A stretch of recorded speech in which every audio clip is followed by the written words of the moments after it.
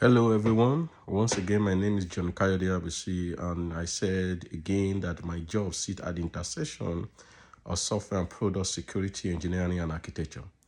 And in the series I'm dealing with, in AWS Security Service landscape, the next service I want to talk about is AWS Directory Service. The tagline in AWS website is seamlessly migrate AD dependent workload to AWS with security and scalability.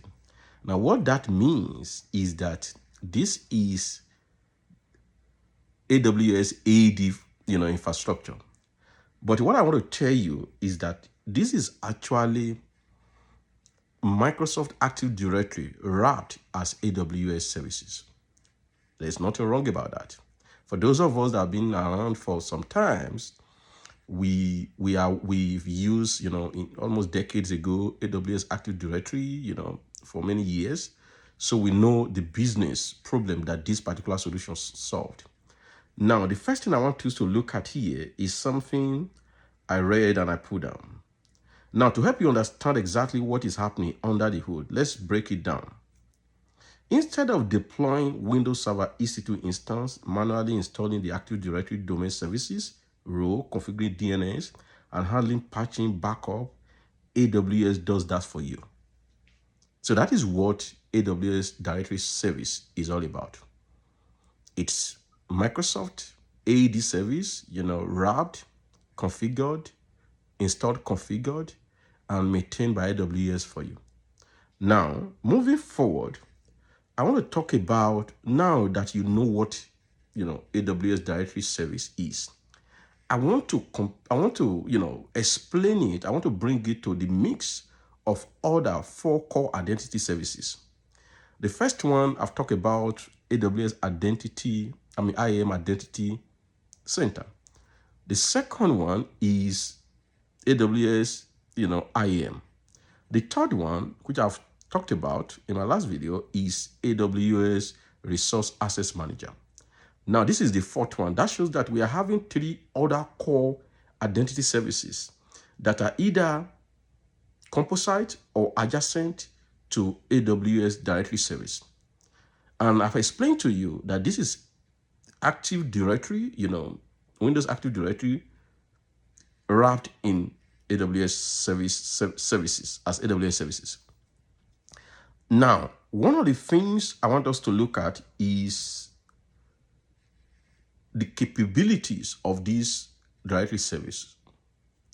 One is that AWS manage Microsoft AD. I've explained that this is a managed service, from Microsoft AD by AWS.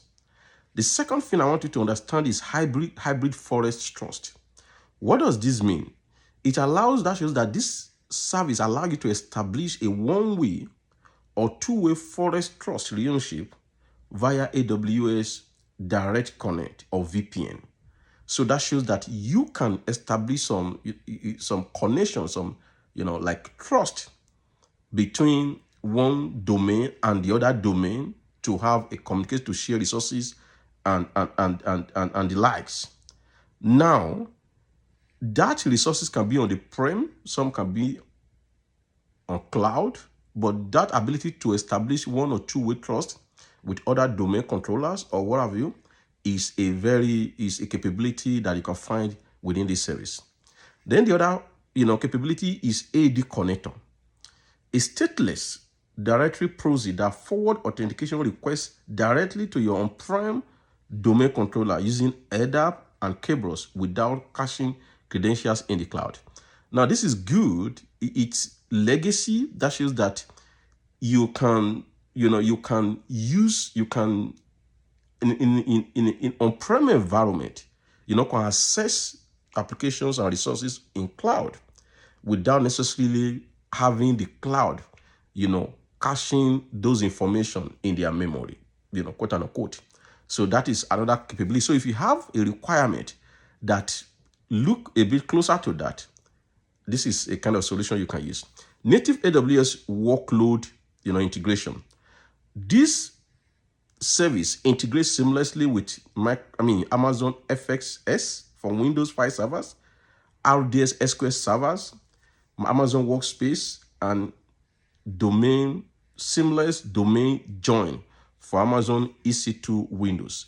Now, what does that mean? Is that if your RDS server, your Microsoft Workspace, your Windows, Linux, server can seamlessly integrate with this Active Directory server or services.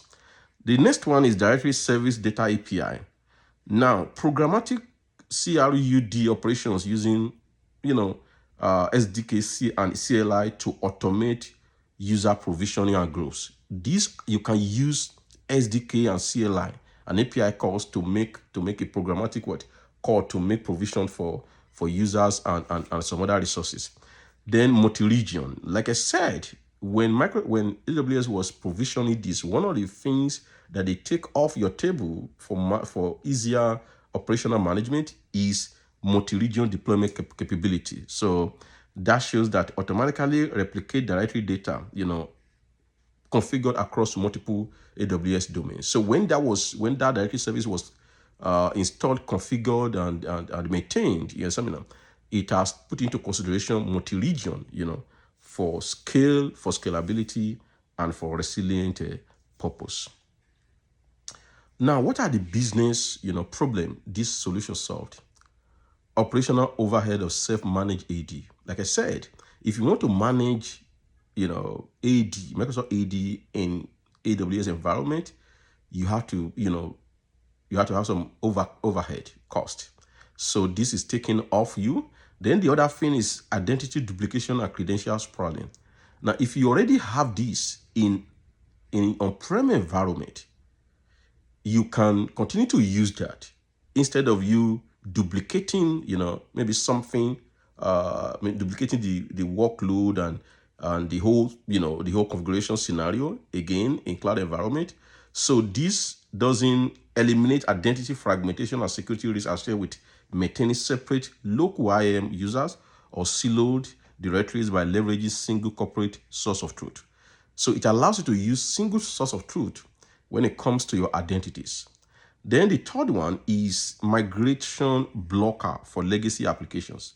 So for instance, if you have a legacy application that is using Microsoft Windows Active Directory, now you don't have to be blocked. Now you have a kind of migration path where you can do some lift and shift from, because it's more or less like what is in the prem. You can do lift and shift to the cloud environment, and you can leverage it even within your prime on-prem environment.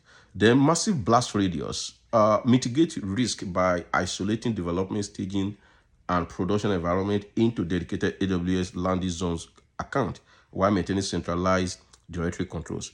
Now you can have a centralized, directory control that is servicing multiple workload environment, something like production, like staging.